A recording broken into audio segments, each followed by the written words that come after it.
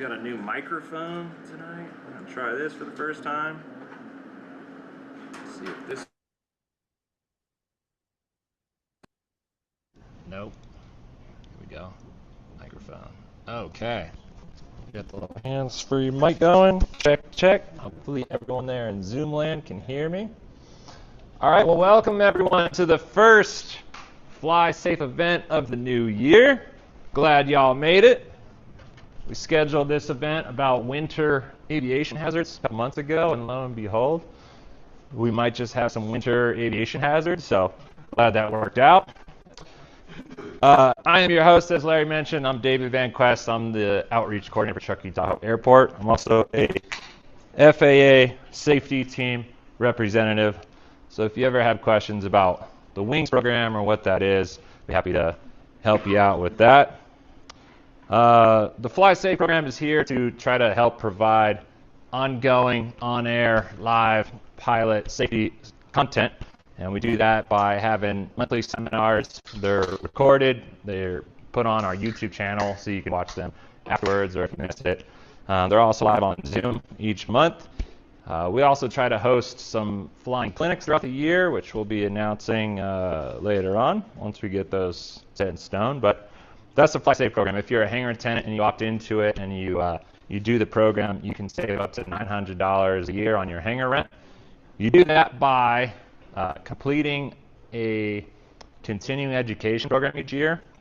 So one easy way to do that is we recommend the FAA WINGS program, but we accepted a lot of other ways to do that. People who got like a new rating throughout the year, people who do required like simulator training for high performance or jet or turboprop, things like that are what satisfies the Fly Safe program. So over time, I've had questions about WINGS, like how do I log into WINGS, or what is it, or how do I check? So I wanted to quickly kind of just show you, if I could figure this out, a quick demonstration of WINGS, at least what the WINGS website looks like. So let's see if the Zoom people are seeing that right. Good. Okay, so this is kind of the home page you go to check the status of your WINGS. Log in, email and password. If you don't know what this website is, just Google FAA WINGS website and you'll find it. That's how I did it. And then add it as a bookmark so you can find it easily. Once you're on this page, scroll down here to the section that says WINGS. I know there's a whole bunch of other stuff going on here, but just here it says WINGS. Click on My WINGS, and this should take you to what I refer to as the home page. So this is your page that shows you what you've done. There's two sections to doing a phase of WINGS, and by a phase that means it's a different way of doing a flight review. So rather than just once sitting down with an instructor for an hour and then flying with the instructor for an hour, it's more of doing 3 different ground, what do they call it, knowledge credits or seminars. So you do 3 learning type things like we're doing today. All these seminars are FAA WINGS certified, so you get knowledge credits for them. But then you also go out with an instructor at some point during the year, and you go out and do your 3 flight credits. Those are 3 different flight activities. It's basically like a flight review. So these things will be preloaded in there with what you're supposed to go do with the instructor. And then it's up to your instructor to actually give you credit for doing that. Sometimes instructors they're not really familiar with WINGS, but that's how you do that. So talk to your instructor and ask them if they know how to give you credit for WINGS. You can always click things that say find alternate activities if you don't want to do takeoffs, landings, and go-arounds. There's a whole list of things you can do instead of that. Once you do get one of these knowledge credits, they're good for a year, so you can see the ones that I've done and some of them. Staying sharp and single pilot operations. Was anyone here for that last year? That's Chris Barbera. He's back now. But anyway, so that one's about to expire at the end of the month. But the more you do, they come in like your bench is what I like to refer to, because down at the bottom here, where it shows your WINGS credit timeline, you might not be able to see that in here, but if you hover over any of these objects, It shows you what you've done so you can know what you've gotten credit for. So anyway, that's just a little overview of checking your wing stuff. So I'm going to get rid of that. Anyway, that's our Fly Safe program and the wings demonstration. So just a couple updates around the airport. I got a call from our good friends at the Reno Tahoe airport recently, and they said that they've been seeing some pilot deviations on the Mustang departure. Specifically, some folks are doing like an early left turn and getting too close to the terrain by Snake Mountain. Rattlesnake, thanks. And I'm not exactly sure what's going on with that, but I was talking with Chris and we were coming up with some ideas. But just be advised, it has something to do with that waypoint called Ridge 2. Maybe pilots aren't going all the way to Ridge 2 before starting that left turn, so just be advised that they issued like some kind of letter to airmen about that. So if you're departing Reno on that Mustang procedure, make sure you're following it properly, staying away from terrain. A couple more updates. Different folks have reached out to us recently about a couple opportunities. Someone's looking for an aircraft partner. I put a poster of it back there. They're looking for a partner of like a high-performance aircraft if they want to go in on an aircraft. Check that out. Also, another thing that we got is someone's trying to sell a hangar house near like Bend, Oregon. It looks kind of cool. It's like under $1 million, and you got a private runway. It's like a 3-bedroom house for, yeah, I don't know. Looks nice. But anyway, if you're interested in that, there's some information back there. Sometimes people reach out to us with things like that. We don't really allow advertising here, but if it's like aviation related, I might just share it with you guys. So there's that. Last year at the end of the Fly Safe season, we sent out a survey, and I was really excited. We got about 40 replies to that with a lot of useful information to help make this a little bit better. Some of the things we learned is that most of you have an instrument rating. I'm not sure how many of you are using that instrument rating, but anyway, so we're looking to sort of tailor our content with that information. Yeah, most of you guys like coming here in-house, but there's still a good group of people that like to tune in on Zoom. Like tonight, we've got 40 people on there right now, so we're trying out this lapel mic. I think it might be a little bit better, so like walk around the room, our presenter can go. Anyway, so if you're on Zoom, we're looking out for you as well, so thanks for that. And then we also got a ton of recommendations about content for this year, one of which is what we're doing tonight about freezing fog and icing and other winter hazards. So I really thank you for doing that survey if you did. Next month, another user recommendation was about improving your communications with air traffic control. So that's going to be our presentation next month on, I had it up here, I forget, but anyway, yeah, 18th maybe in March. So check that out.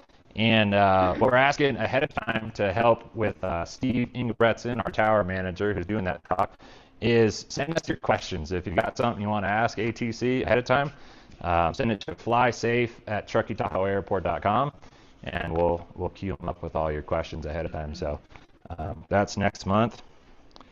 And yeah, that's it for now. Let's get to this raffle. I feel like there would be more hype about a raffle, but anyway. I hope you got a ticket.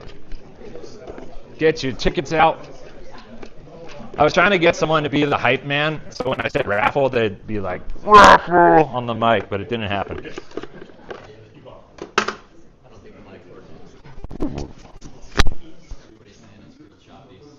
Choppy mic, huh? Apparently the mic's choppy. Choppy mic. Bring this down right there. How about that, Zoom land? Is this any better? Tell me in the chat if you can hear me a little bit better. Thanks, Larry. All right, so raffle. Here we go. We got some new stuff, but first we're getting rid of some of the old. So first one is this blue Truckee Tahoe Airport Fly Safe hat. This one's going to 576-381. There he is. All right. Pass that back to him. Thanks. Curtis Crooks. Any better? Yeah? I got one much better. Okay, much better. Cool. Bill Grava said affirmative. Bill Grava's in the house. The golden voice. All right, next up, Fly Safe hoodie. This one's going to 576 393. 39. There you go. Look at that. That's a nice hoodie. All right. I'll trust you. All right. This is, I think it's kind of cool. This is a vinyl sticker of our advertisement about Please Depart Runway 2.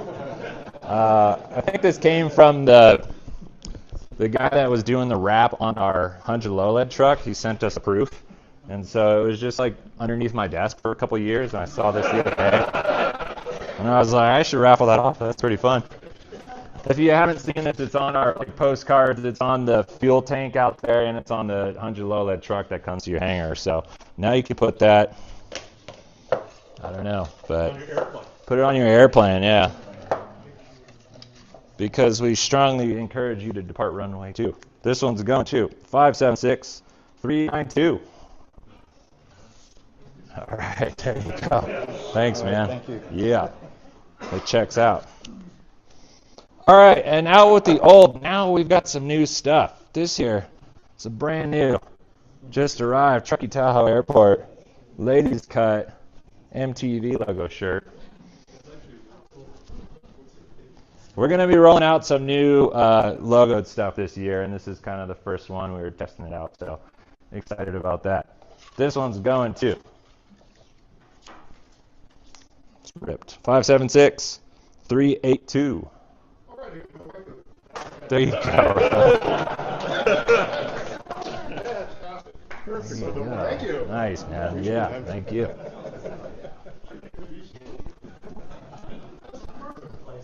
All right. Audio still good? No complaints? Cool. All right, last one. This is the men's size large baseball tee. Grand prize. This one's going to 576 401. All right.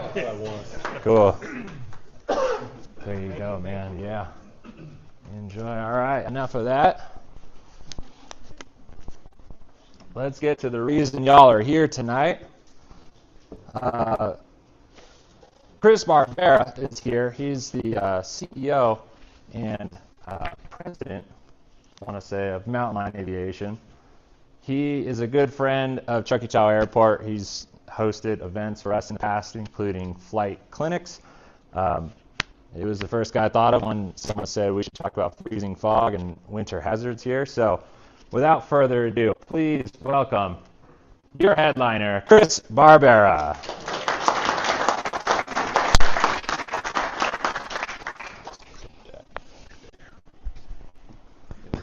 While we switch some things around here.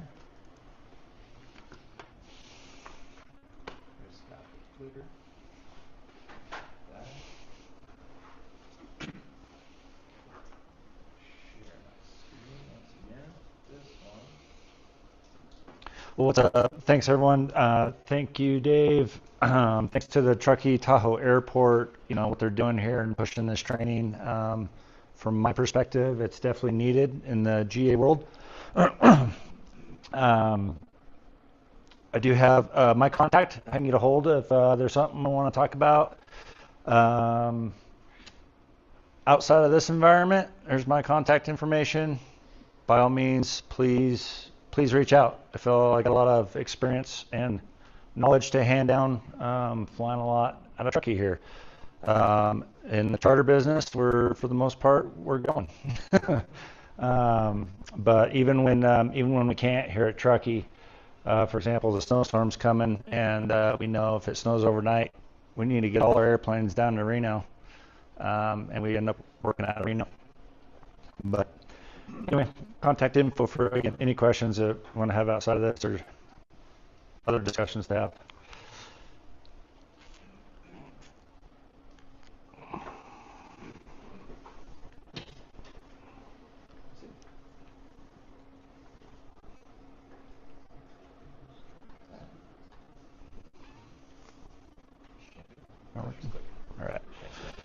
So some topics like DBQ said, some icing.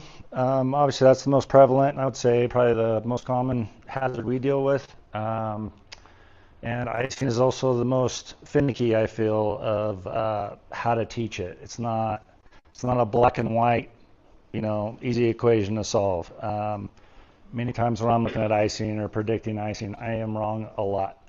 So the only thing I have are educated guesses that I'm going to talk with you tonight, but also with a little caveat that you really need to go up with people who have been there, done that. I know in the Cirrus world, Cirruses are all coming out with certified icing systems, and that can be very enticing to say, well, I got a certified airplane, I'm good to go. And that's very far from the truth. So getting that experience is very important. Fog, obviously we get fog a lot in Truckee, and of course this time of year it's freezing fog. Talk about forecasting some of this tricky weather specific to winter time. I want to talk about flight training. It's obviously a key component of dealing with these things. And then throughout all these topics, I've got some how I mitigate these issues. I'm going to start with the regulatory side of things. In my view, I'm hearing and I'm seeing way too many planes going into icing conditions that just should not be there. Most Cessnas, Barons, Bonanzas, you got pitot heat, and that's about it. Maybe prop heat, okay? But you don't have anything for the wing, the tail, right? Early Cirrus systems, the TCAS system before they were certified, they had anti-ice on the horizontal, the wing, but they didn't have anything on the vertical, and they weren't certified. But because that system was on there, I even had a buddy who recently went and penetrated some weather and got kicked in the teeth. Thankfully, he made it out. But again, you just got to be careful. So coming at this from the regulatory standpoint, right? Number B here, okay?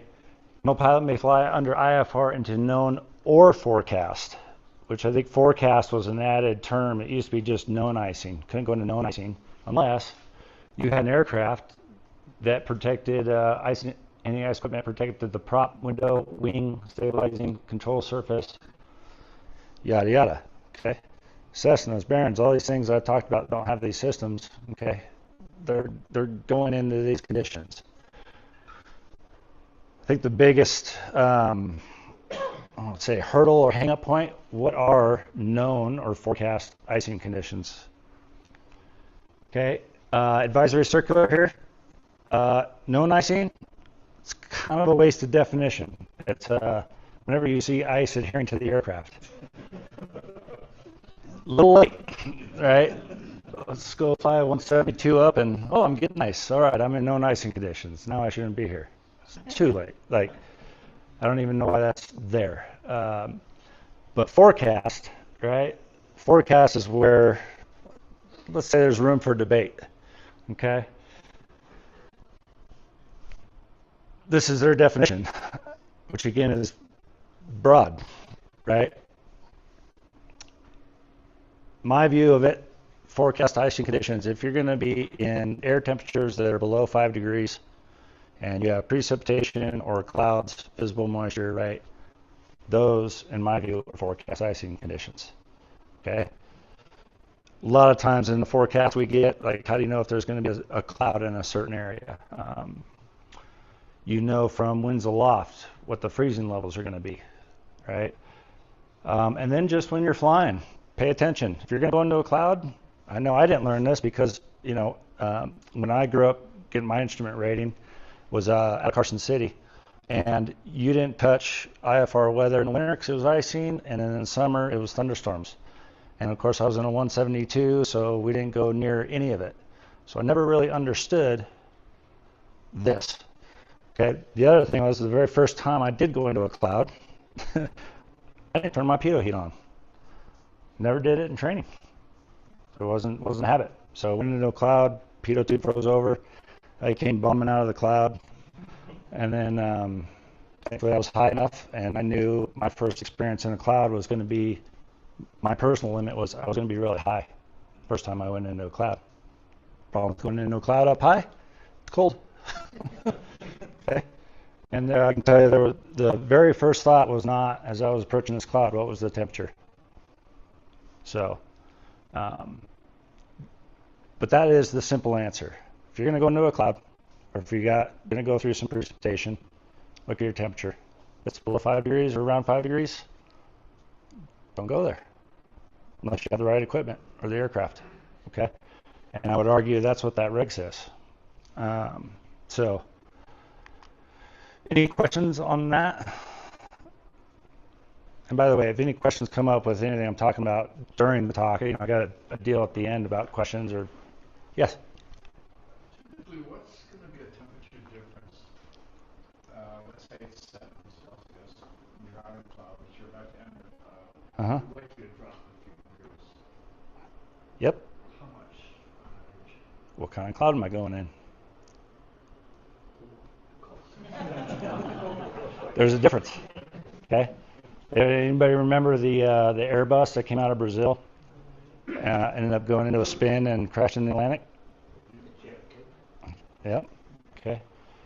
Thanks to that crash, we have a new memory checklist in our Falcon because it's both French airplanes. Okay. They went into a top of a thunderstorm. Okay.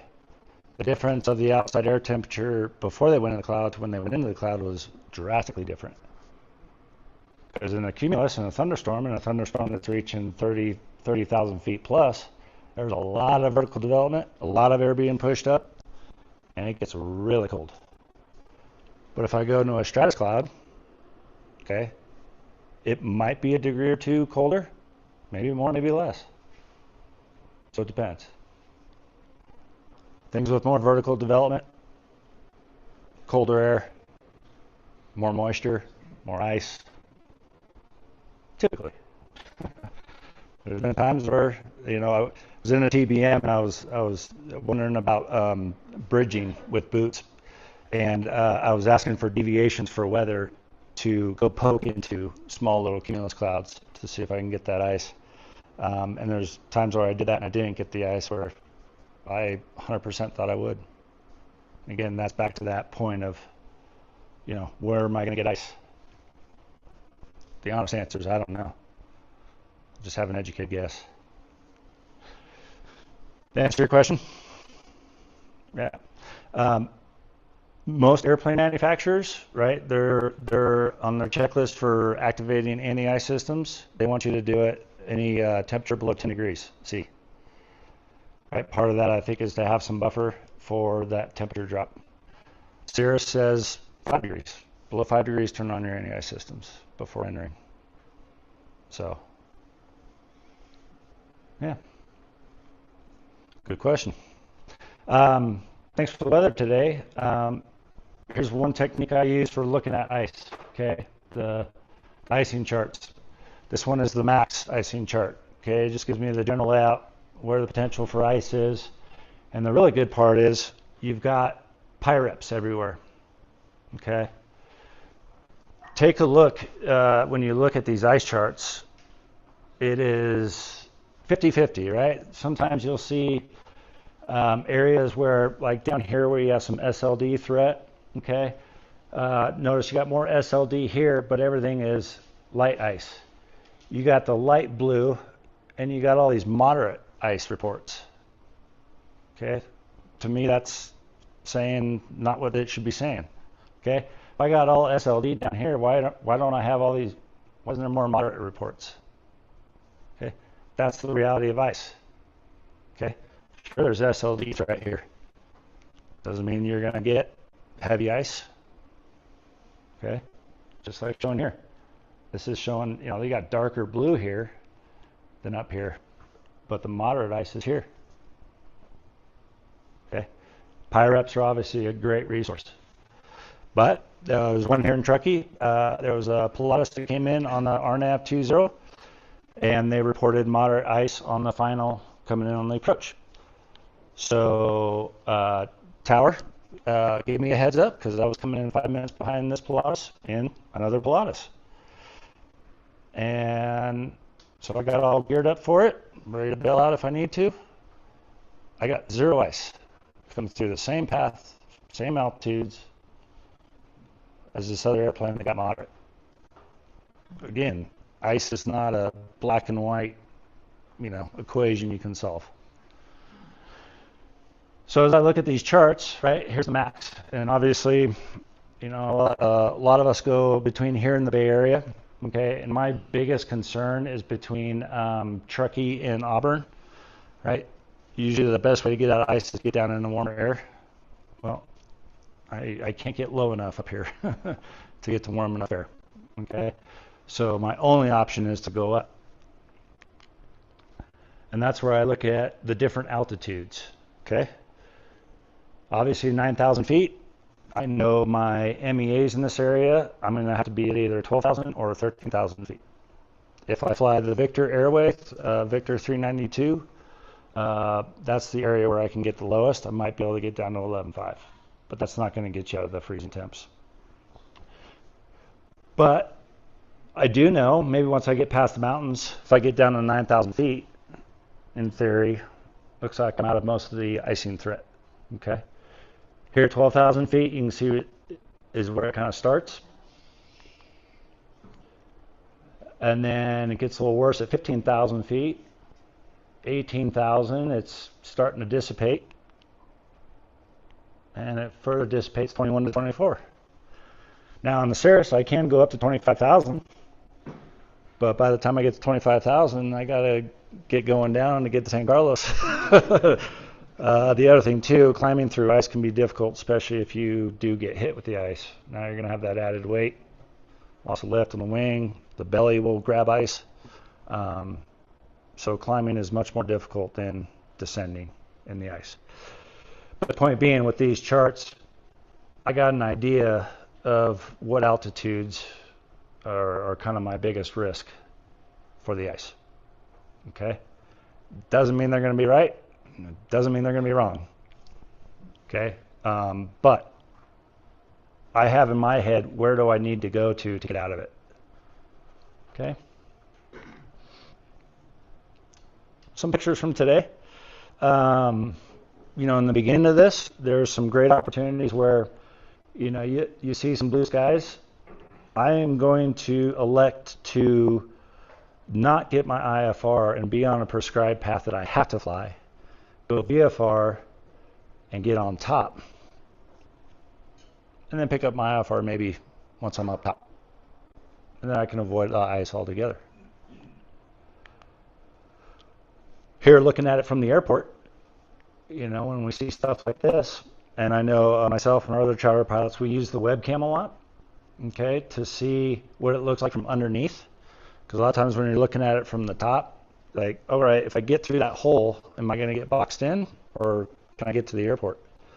So, flying these holes can be risky, but in terms of icing, if I can, I'd rather go circle up through this hole and just stay out of the ice altogether, and take that route instead. Obviously now it kind of went full overcast and we don't have, that was the same photo. Yeah, now we would have to go through the layers because it's overcast, it's solid. Again, if you're going to go in clouds and you're getting near the freezing temperatures, please have a certified icing aircraft.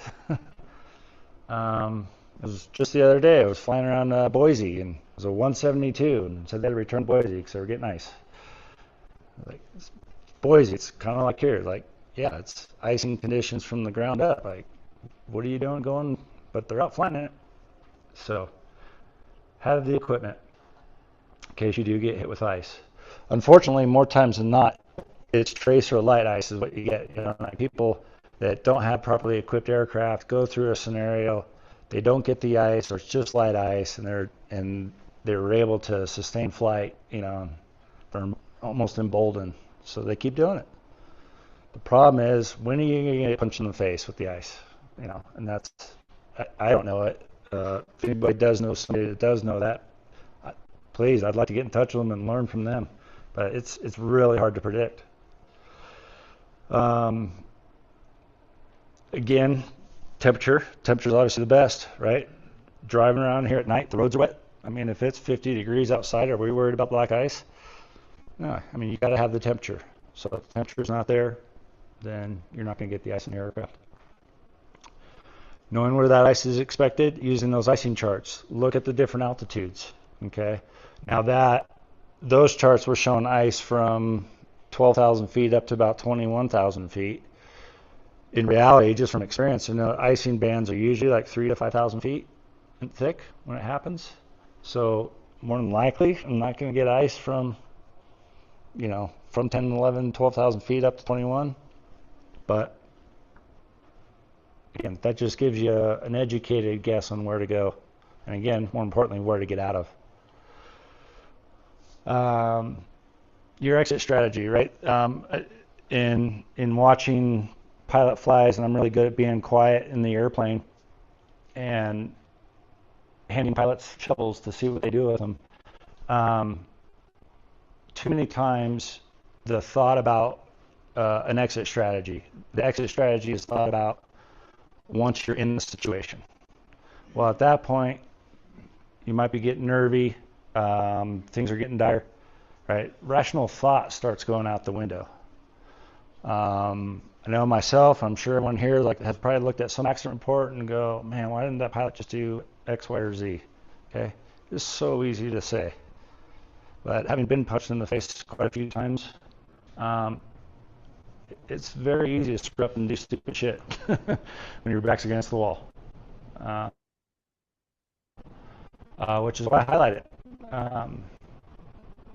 So I'll talk about that too in how we train. Changing altitudes, obviously, when you do get ice, just change your altitude. In the CERSs, even with the certified icing, right, it's fluid, so we have a limited amount of time. In max mode, when we have full tanks, we only got 30 minutes, which is actually a lifetime if you're getting hit with this stuff, but 30 minutes isn't too long. So things start happening. Part of that is having the experience and knowing when to make these moves and being early. Get on it. Areas of preset. Most of us have an X-ray radar now in our glass cockpits. Okay, if you're in an area of heavier preset and you're getting ice, turn out, ask for a heading from ATC, get out of that preset. That might help your situation. And of course, most important one, just keep the plane under control, right? A lot of these fatals are all loss of control events. Losing control because we're stalling them. We're stalling them because we're not paying attention, right? We're getting tunnel vision on other things, other problems, and we're forgetting about what's important, which again, is very easy to do. But the resolution is very simple. Keep your airspeed. Okay. Most airplanes with any ice equipment, they'll have a minimum airspeed for ice. So know those numbers, know your plane, know the limitations. All these Cessnas, Barons, they don't have these numbers because they don't have any ice equipment. Okay, so when you're flying in these conditions in those airplanes, you are a test pilot. So that's where it gets dangerous.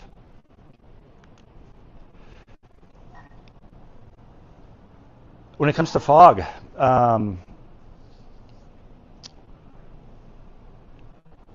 so anytime we have a precipitation event, like right now it's raining, right? Like we got a lot more moisture in the valley. Then of course the temperature is going to dip down low tonight. Temperature is most likely going to hit the dew point. We're going to wake up and we got fog. Not only do we have fog and the outside air temperature is probably -5 or somewhere around there C.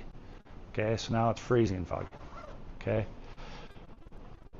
December through February is obviously a very common time for it. In the summertime, like after a thunderstorm event, that next morning usually we get the fog. So taking a look at the temps and dew points on your forecast, good. The TAFs itself is 50-50.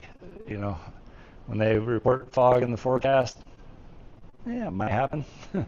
And there's times when they don't report it and the fog shows up. And so we deal with that a lot because we end up calling our clients charter clients, and for the charter rules, we're required to have 1 mile of visibility to take off. So obviously when we get fog, it's down to a quarter mile or so, and we can't take off, and so that bites us. We got a question from Zoom. The question is back to icing. It says, without seeing or visually noticing the icing, what are the icing symptoms you can see or feel on the controls or instruments? Yeah, so one of the recommendations when you're getting ice is if you have an autopilot to disconnect it. Okay, when you get ice, it disrupts lift or reduces lift and adds weight to the airplane. So when lift gets reduced or weight gets added, right, you plane initially wants to descend, so it's going to feel like you're having to hold the nose up more and more. So having the autopilot off, you can start feeling that. If you're having to bring in more and more aft trim, that's another sign that this is occurring. I feel very confident, though, you will be seeing this build up on the aircraft if you're feeling this. Seeing it is the number one go-to. But when the autopilot is flying, though, watch for a degradation in your indicated airspeed. Okay, I know the Cirrus, when it's up at cruise, our indicated airspeed is typically around 140 knots. So if we're holding altitude and I'm getting 130, 125, that's a problem, right? An added problem in our area, is that the ice or is that some mountain wave I'm getting? So that's where, if you visually see the ice, it's very likely it could be the ice that's doing it. But really looking for that degradation in your indicated airspeed is the answer there.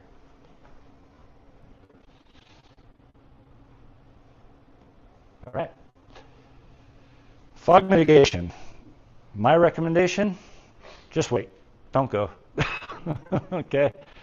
Going out, taking off in the fog, definitely takes some good training, some experience in what to do. I'll show you a video that we did a sim takeoff here at Truckee with the fog, 1/8 of a mile visibility. But the times that we have gone, things that we do is with the freezing fog, right? We do have TKS, right? You can put it in a little sprayer, like a weed sprayer, right? And you coat the wings and the horizontal with it. That buys you some time. Interestingly enough, the freezing fog here does not. It actually takes a while to actually build up on the wing. I don't have a good answer for you why here. But there's been times where, like, sometimes Carson Valley down in Minden gets foggy, and boy, I mean, not even 5 minutes of having the plane out and that stuff, and you got frost on the wings. Okay. Moral of the story: if you got frost on the wings, would you take a look at it just before you take off? Don't go. Okay. By the time you get to the runway, if you got frost, don't go. Okay. Some things that kind of help limit our time and exposure out in the freezing fog, we'll get our IFR clearance via the phone, right? So it's not the normal get in the airplane, call up to center on the radio. Times we do take off, Truckee Tower's closed, so we're calling Oakland Center, right? We may not get them right away, or they may not come back with our clearance right away. So that could be time you're out just sitting in the freezing fog and building up frost, and now you're done. You can run anti-ice systems. You want to run your prop heat if you got prop heat, as well as your pitot heat. Run that sooner than later. Normally we're throwing prop heat on when we take the runway in a foggy day like this, so I'd turn it on just prior, give it a chance to warm up, and if any frost did build up on it, maybe just from the taxi, that would get rid of that. Knowing your departure contingencies, right? If you got 1/8 or 1/4 mile visibility, the RNAV 20 is not going to get you back here, right? So in the case of call it an abnormal maybe, where are you going to go? You take off, something happens on your climb out that's not catastrophic, like a fire or an engine out, where are you going to go? Reno's usually our go-to. It's the closest, and they have services. Um, the equipment. I'll show you with the one thing that allows us to do an emergency return, and the reason why I have taken off and will take off in the fog is with the Cirruses, I feel confident and comfortable with coming back and landing if I had to. Now obviously that's an emergency situation, so all the rules are out of the window and I can do what I have to save our hides. But if I didn't have these systems that I have in the Cirrus, I would not be taking off in these foggy conditions. All right. And is it just one more click to get the video going? All right, so here we're taking off 2.9. Again, we've got 1/8 visibility set. I'm taking off on the mogul departure. Here, okay, I am hard locked my eyes on the center line right there. Okay, now when I rotate very quickly, I can't see. So when I rotate, it's when I transfer my eyes to my PFD. Okay. Now the takeoff attitude setting with the flight director, you notice goes to 7.5 degrees. Well, I know in the Cirrus, 10 degrees is what gives me my 90 knot climb. Okay, and that's my best performance climb in the Cirrus. So now just flying the flight director, we're on the heading. We get to about 1,000 feet AGL. That's when you'll see the percent power. That's where I lose the engine.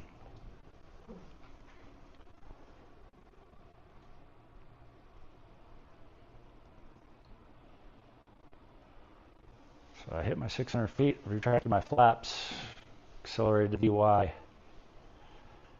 And now you know what hits the fan. Okay, engine quit. Okay, and going out and practicing this, okay, you lose less altitude by reefing it over as opposed to doing a standard rate turn. Okay, you'll net out less altitude loss with a bigger bank. Now as I turn, okay, look for, there's the runway on the synthetic vision. Now I'm a teenager playing a video game. Okay.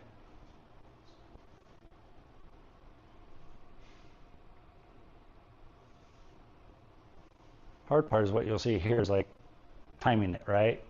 You say turn a little bit early and I'm lining up just right of the runway. Still in the clouds. Veer over just a little bit, get on the runway. There's touchdown. And then we'll pan up, and then now you look outside and you got your 1/8 mile visibility. Now, technically speaking, at 1,000 feet in the Cirrus, with an engine out, I'd be pulling the parachute. But if I was in another airplane without a parachute, you got synthetic vision, aka our Pilatuses, you can make an emergency return with that synthetic vision. It's pretty amazing. But it takes practice, right? And of course, a turn like that low to the ground, climbing out, okay?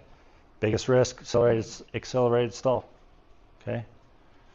When you roll the nose over or roll the bank over like that, just don't pull back. Pull back, that's what induces the G load, which increases your stall speed. And then that's what happened with the Challenger that I'm sure everyone's familiar about here, right? Overshooting final, they reefed back, stalled it, went in. Don't do that.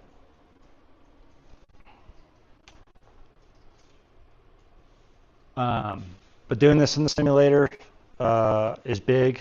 Again, training your eyes where to look when. And then going up with somebody who's done it before if you're going to venture out into that world. Highly recommend some high-level training before you go and play with that stuff. Okay? Any questions? Okay. When it comes to forecasts, there were some good data points where we got forecast for the time was VFR, right? And that's what it was. That sums up my forecast discussion at Truckee Tahoe Airport. Okay. Everyone aware of the TBM accident a couple of winters ago? Okay. That was one. I know it's in the preliminary report, and then some of the forums have heard people talking about it. Guy shot the approach with 3/4 of a mile visibility, right? So I was flying that night, and I actually fully intended to launch to Truckee, right? The forecast was not what it ended up being. Forecast was 1 to 2 miles visibility and some 1,000-foot ceilings or something like that. The only reason we didn't launch to Truckee was because of we had to get a car staged for the client, and I was aware that Truckee was a little bit of a crapshoot. Anytime it's close to minimums, like you may not make it, right? So the client elected to just go ahead and pull the plug and go to Reno so that we could have the car stage there, and we didn't have to mess around with it. We didn't have to try for Truckee, not make it, and then get the car moved from Truckee down to Reno, and want to wait for the car. So I know, as far as his choice on coming into Truckee, I was going to make the same choice. But I am fully aware this is what can happen. Okay. Now there's other issues there where, in a preliminary report, they have some ADS-B data is now spitting out autopilot modes. So there was some good insight on that crash there. There was a lot of autopilot inputting during that missed approach. There shouldn't be, right? In that airplane, and like the Cirruses and the Pilatus, okay, the only thing that we don't have that TBM had was an auto throttle. To do a missed approach, all you should have to do is hit toga, bring the flaps up one notch, and bring the gear up.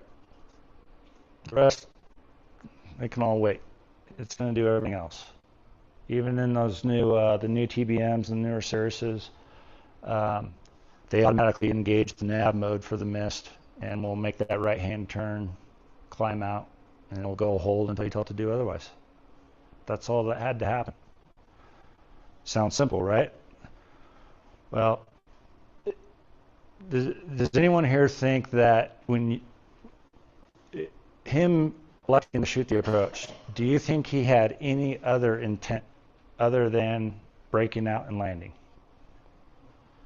Right? And that's the way I feel too. If we don't feel like we're going to break out, we're probably not shooting the approach, right? But here's what happens. You have a plan, and the aviation gods decide to kick you in the teeth and say, not today. Here's something different. Here's a variable. Okay? And then we have to deal with that as pilots. And that's where the training comes involved. The type of training we're getting. Okay? So just know, yeah, forecasts are decent. The other variable I think about with that one too is they said that the visibility at the time of the crash was 3/4 of a mile. I'm deciding whether to shoot the approach or not probably about 15 minutes prior when I get the AWOS or the ATIS. Give the guy the benefit of the doubt. Maybe it was a mile or more when he got that ATIS or AWOS report. I know one thing I asked, tower is a huge help. I'll ask tower, hey tower, if the visibility goes below a mile while I'm shooting this approach, will you give me a heads up? Just tell me. And if they say the word, hey, it went under a mile, all right, I'm out of here. I won't even bother going down the rest of the way. So just know conditions can change rapidly. With that being said, we should still be able to, as pilots, to go down to an MDA or a DA and successfully fly a missed approach procedure. Okay? If we are having problems with that, we need to talk about some training. Okay? I don't know. I think I've gone missed in real world maybe a dozen times. Not a lot. So things you don't do a lot, you get rusty at. So you got to keep those things sharp. And remember too, you got to think about making those decisions in in real world scenarios, right? I know I go to sim training. I got big gripes with these days, in that I have flown this profile when I go to recurrent training. I've flown this profile for 18 years. I know when they're going to fail an engine. I know when I'm going to have to relight the engine. I know when I'm going to do a circling approach. I know what airport I'm going to do the circling approach at. And then, even worse, in our briefings, right? In our briefings, I am told, here's what's going to happen. Okay? If anyone see the Sully movie, right? They talk about when they went in the simulator and they had the guys return back to the airport after their both engines died. They knew it was coming. So just like in my sim demo there, right? The minute, or the second, the engine quit, I was in that left turn, right? That's not realistic, okay?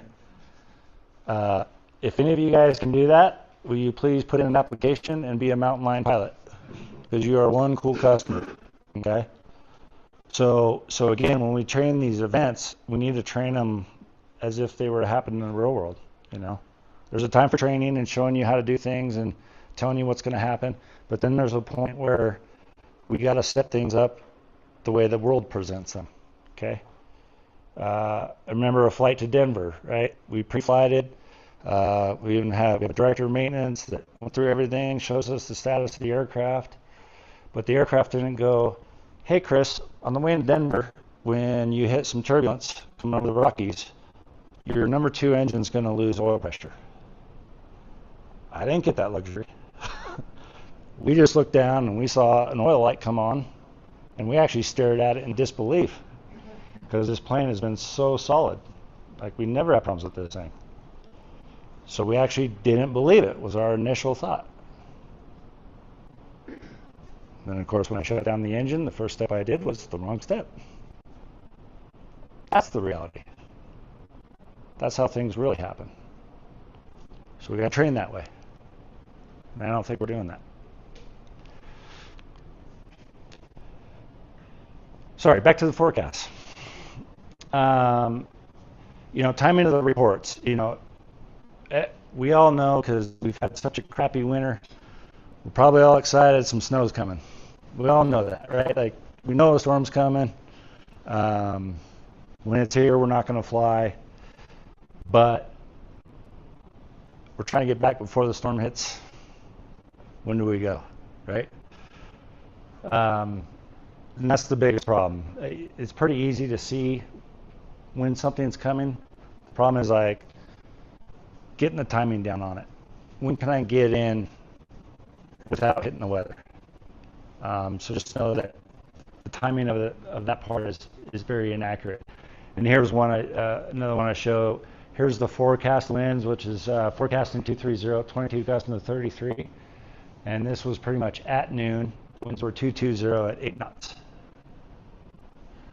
Okay? It can go that way, it can go the opposite way, and everywhere in between. So if you're not comfortable here, don't get anywhere close to it as far as what the forecast is. Again, maybe the forecast is 15 to 20 knots at noon, and you're planning to land at 11. You need to be comfortable with landing in 15 to 20 knot winds at 11, because it may be early or maybe late. So you just don't know. So plan for the worst. Okay. A lot of times when we go up and train, as a matter of fact, we had a thunderstorm that come through, and I had one of my instructors with me. Winds kicked up to like 45 knots, blowing right down 20 as he was coming into land. And he asked, "What do you think?" And I said, "Well, what do you think? Want to try it?"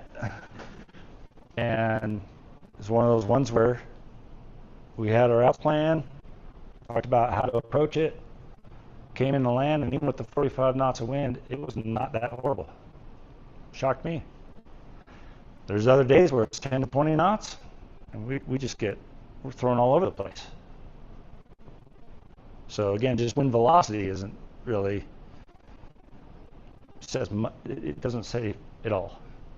There's more to it than just the velocity of it. Okay. Pilot reps are always really good. You know, when planes are out there saying that their gains and losses of airspeed are like 15 knots or more, that's when my ears are perking up. Okay, so when other people are out there flying, giving those reports, tower's really good at asking what the conditions were if the pilots aren't saying it. But pilot reps are really good, actually. Here was this morning, looking at timing of it. Okay. Some of those pictures I showed you from earlier today, that was actually at, when were we flying, buddy? 11, 12 o'clock? There was an area by Stampede where, like, we almost weren't going to be able to get through. Okay. But this says it's not supposed to really start coming in until around 2 o'clock. Got to read between the lines and just watch the weather real time. And then when I see this, okay, Truckie's probably going to be closed tomorrow morning. But it's not going to be closed until 7 a.m. You want to land at 6:30? It's your call. But it's not monitored. Okay? It's not monitored until the staff comes on board, gets their FICON readings, and decides to bring out the plows. And when the plows come out, the airport's closed. That happens at 7. But pretty much rest assured, if it's snowing overnight, airport's probably going to get closed in the morning. If it's light, I think the earliest you're going to see it open up is probably around noon. And depending on the depth of the snow, the weight of the snow, it can be pushed back to 3 or 4 or even the very next day. So that's a fun game to play with charter clients as well. And we'll Truckee open. All right. Already kind of brushed on flight training, but again, some of the techniques. Experience is key. 95% of this, what we're talking about, doesn't do it justice until you've gone and done it.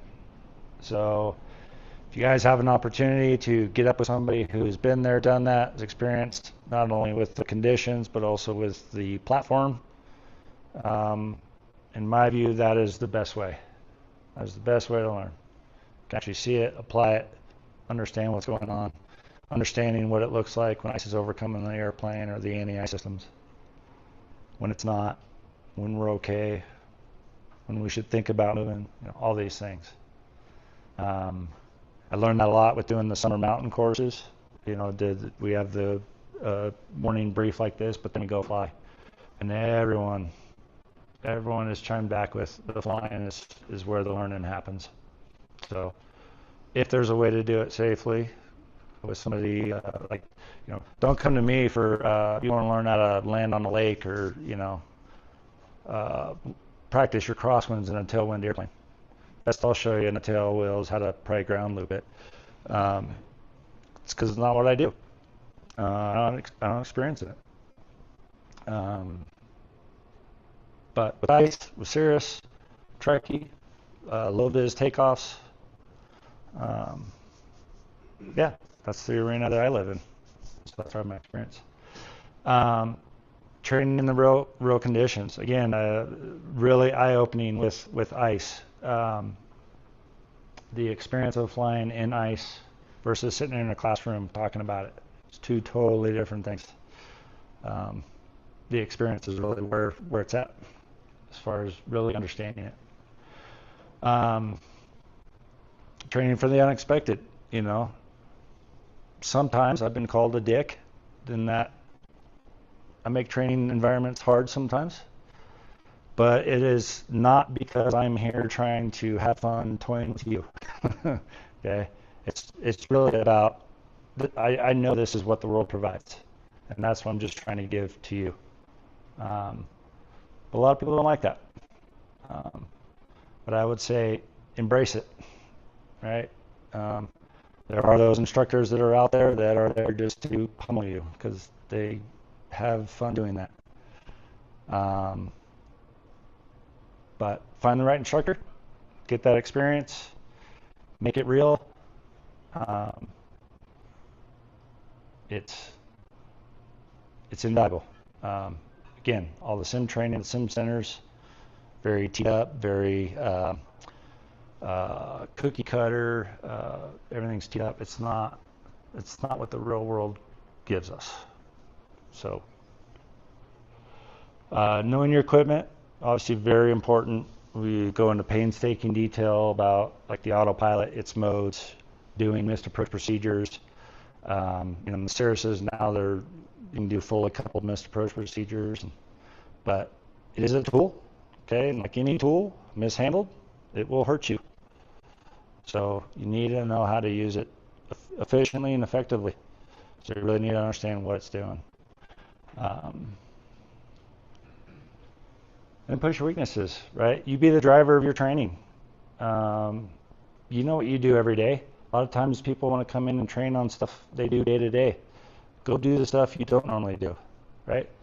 Challenger accident, right? One thing that kind of started that whole thing, one of many things, was when they got issued a hold because there was a plane in front of them doing the approach.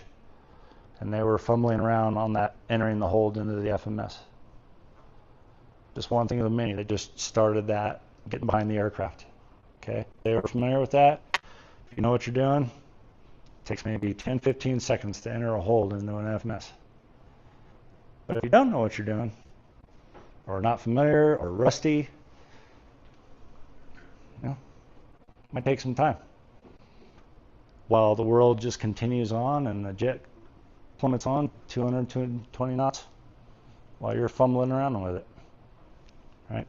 Even in the small planes, right? When you're figuring stuff out, that plane is still barreling forward and it's not stopping because you're trying to figure something out. So yeah, work on those infrequent things.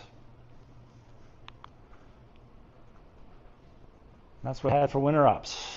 Anybody want to bring up any scenarios, anything with your equipment that you're flying? Any questions about any other? Yeah. So for the training in icing, Yeah. how do you decide, this is the right weather conditions to get a CFI and go into icing? I mean, normally I just don't go into icing. Yeah. But to get that real world experience, sounds like you're saying you should go. So there seems to be some type of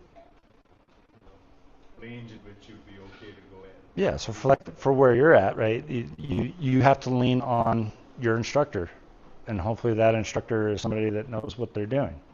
Okay, I remember there was an instructor that was, we said no to a flight, so they got a different instructor and they elected to go. And they got kicked in the face with ice and had to do an emergency return. Thankfully they made it. So there are some out there that don't have the experience but are eager to learn, and so they go. And again, because they had an aircraft that is certified for icing, that was kind of the green card to do it. Didn't go well for them. So, myself, I was super fortunate, and the first real ice-capable aircraft I flew was the Falcon. And that's great, because if anything bad happens, it's just throttle forward, pull back, and I get my IFR time 0.2 at a time. You're in and out of it pretty quick. And of course, it has heated leading edges and anti-ice systems that work really well. And then I was actually very nervous going into Cirruses for the first time, playing around with ice with that. So I learned my lesson when I first went IFR on that Peter Heat story, right? I wouldn't go out today when I was first flying in the Cirruses. Today would be a no-go for me. Today I'll go. But in the meantime, what had happened was I was up top, out of the clouds, right? And I could dip into the top, get into the ice, and I knew right where to get out if things went south quick. So I tiptoed in. This isn't one of those things that you just go diving head first into the deep end and then find out it's a shallow end, right? You want to tread lightly.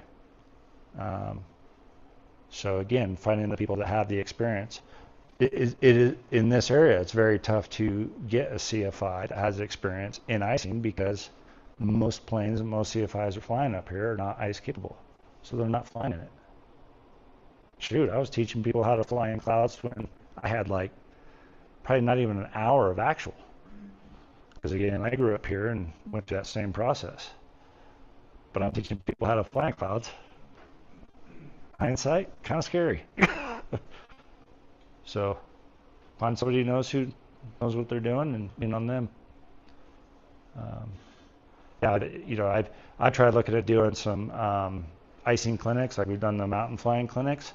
The problem is, when you do a group thing like that, you gotta plan it, you gotta set a time and all that. There's no way I'm going to predict these conditions that are going to be doable that far in advance. You just can't do it. So one-on-one, and a lot of people I talk to around here in the Cirrus community, it's like, hey, when conditions present itself, call me, I'll call you, and let's go poke our nose in it.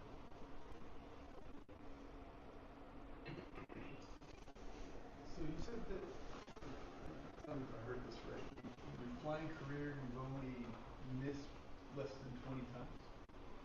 Yeah, like true. Is this because you have, let's say, higher personal minimums when you're shooting approaches and so forth? Unfortunately, I'm the opposite right now. Right now, I have to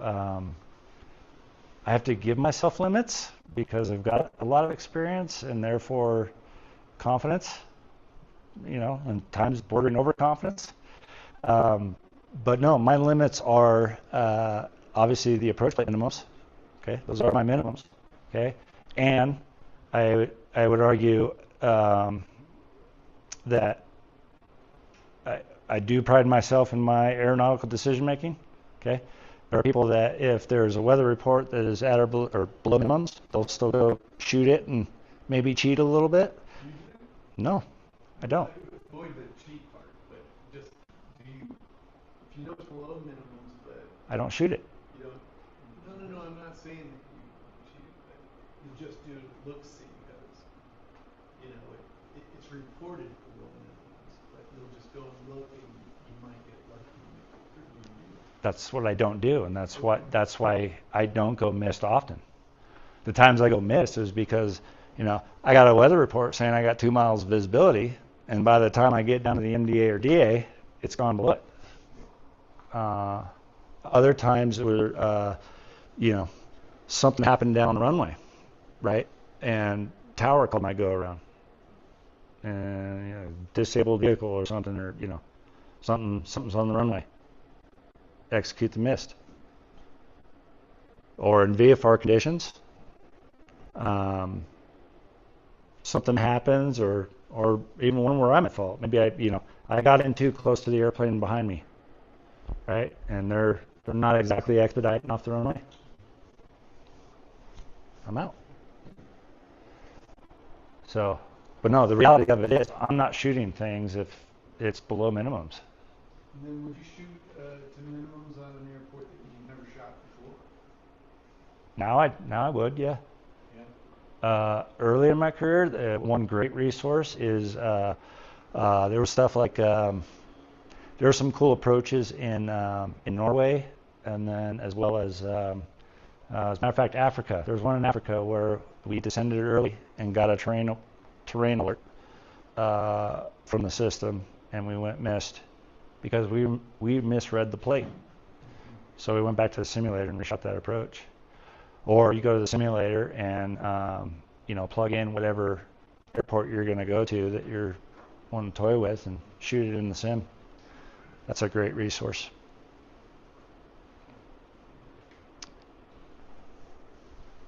So certified aircraft and working on that, where the personal minimums are moving, been nice now a couple of times, but still struggling with like when can I really go to the Bay Area? You talked about a little bit with the options and that kind of exactly that plate you showed earlier, 12 to 21. Yep. Go, don't go, like in the serious. I'm still struggling with that. That question of that, kind of that next step. Well, if it makes you feel any better, I still struggle with that decision. Okay. Uh, there's quite a few variables, and all I can say is take it by case basis. You know, in a perfect world, I've got other airplanes, preferably maybe a Pilatus or other planes that can handle it.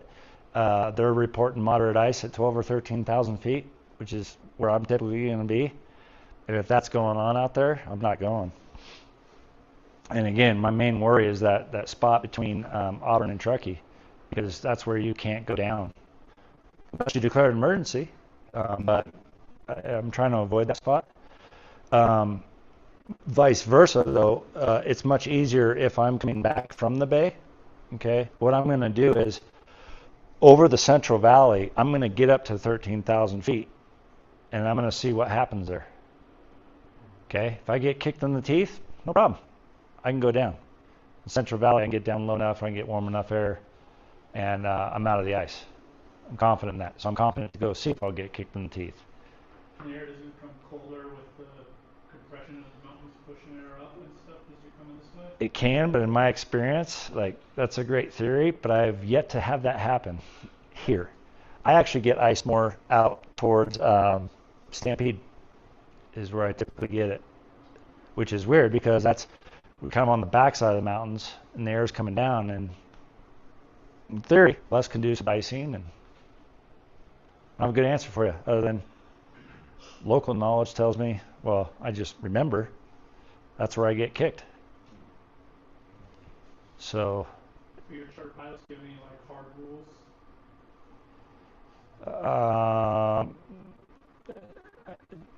No, I mean we again because like my true no go decision is usually the time of departure, which allows time for other planes are out flying, they have icing reports and things like that. I can't predict that 2-3 days ago on what that's going to be, so with charter, we favor more the side of, you want to upgrade to the Pilatus, or you okay with us making the last minute decision? So that's how we handle it. Chris, we got a question from Zoom. Lexi says, do you recommend using EVS for takeoffs and cirrus in freezing fog? She's always worried about Ronnie the Coyote. So I look out for Ronnie the Coyote with the EVS. The EVS only works when you're not in a cloud. It doesn't. You can't see anything through the clouds typically, but where the EVS is super valuable for me is coming in here at night, and I can't see the runway visually, at least the length of the runway, or if there's a coyote on it. So the EVS works great for that. The other thing the EVS works great for is seeing clouds at night. So again, if you're in VMC conditions, matter of fact, there was a night I remember a lot of people reporting ice going into Reno. I was at 17,000 feet, and I could tell with the EVS camera I was right on top of the clouds. So I knew if I descended any, I'm going to be in it. And if I'm in the clouds with all those reports going on, I had a very high probability of getting kicked in the teeth. So what I did was I told ATC I want to stay as high as possible, as long as possible for ice, and then I'll worry about my descent. Just get me cleared on the approach into Minden, and I'll take it from there. And so I basically started the approach Minden. I don't know if anyone was familiar with the initial is right over basically incline. And then I started there at 17,000 feet. And it took like a good 2,500, 3,000 feet per minute descent to get down. But that limited my exposure time in that ice, and that EVS camera worked great for that. Kept me out of it until I had to descend through it. And descending through it's a lot easier than lowering or climbing through it. Yeah. On the FICON scores, and sometimes the airport reopens and the runways are slick. And at the time I was coming back, and it was just reopened, it was reporting 111, and I chose to divert to Reno. Yeah. You touched on what those numbers mean. Yeah. 0 to 5. 5 is just wet, but pretty much no degradation in your braking. 0 is like a smooth sheet of ice, and then 1, 2, 3, 4 is in between that. Usually they give you type and depth of precip as well. The problem is planes we're flying, including the Pilatus, they really don't give you any corrections to your landing performance in response to what those are. So for most of us, we're basically a test pilot. And remember, in all the piston airplanes, none of us have reverse thrust with the prop. Okay, so all of your braking is pretty much with the brakes. So whatever traction you get with those tires is what you get. I can tell you in the jets, our jet has a lot of that data, but you're doing a lot more weight too. Hand thrust reversers, but it does give you the data without thrust reversers, and it can be anywhere of like 2 to 3 times your normal landing distance is what it would be with like ice. But obviously, like ice, that's smooth ice, braking on that versus maybe an inch of snow. Like snow is going to actually provide a lot of drag. So there's just a lot of variability. And the honest answer is you're a test pilot if you're landing in those conditions. One consideration, like with the Cirruses, it is free castering nose wheel. So the only way to steer is either with the rudder aerodynamically or with differential braking. Okay, there's been times on the ramp where we got out a little early, and it might be tomorrow morning, right, where it's rained, it's going to freeze tonight. The ramp's going to be kind of an ice rink in the morning, and in the Cirruses we can't turn, so we're not going. Your only option in those cases is pull the mixture, cut the thrust, what little thrust you have, pull the elevator back, get a little bit of aerodynamic braking. Hope you got enough runway, but really you shouldn't be landing in that stuff. So FICOM scores 1, 2, maybe even a 3 in low piston planes. I'd be very cautious landing on 4s or 5s. All right, probably take 2.9 over 2 or 2.0.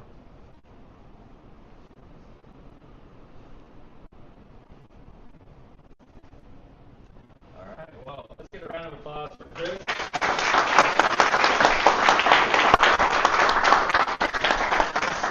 He's going to stick around for a little bit tonight if you got any other questions for him, but we're going to get out of here, and we'll see you again next month on the 18th, talking air traffic control. So if you got questions you want to get addressed for air traffic control, send them to us ahead of time, and we'd love to send that to our guys that are going to come speak next month. So thanks for coming out. We'll see you next month. And thanks, everybody who tuned in on Zoom.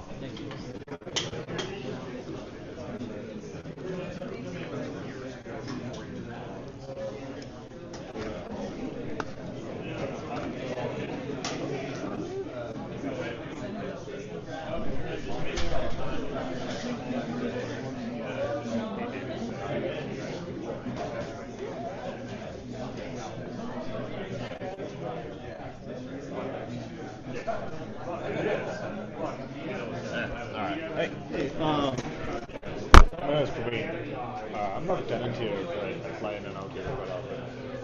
Is there a mailing list where you advertise these events that's not the Yeah, I've kind of just got my own internal list that I can add you to.